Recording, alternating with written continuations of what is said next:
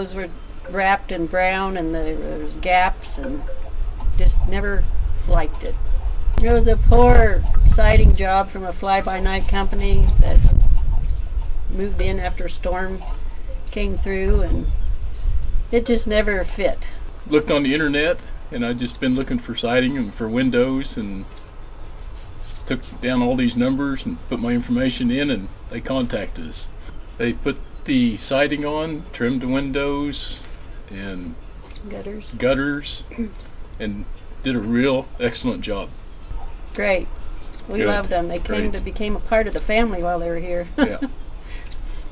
We were looking at the colored samples, and he said, "How about red?" And I said, "Well, why not?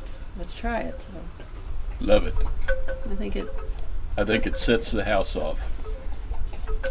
it makes it look rural. I think it looked like a whole new house. It looks like it belongs here. It looks like a farmhouse. I don't know, it's so clean. We've had to turn the heat off on the warm days because it's pretty warm inside. It just makes us feel proud.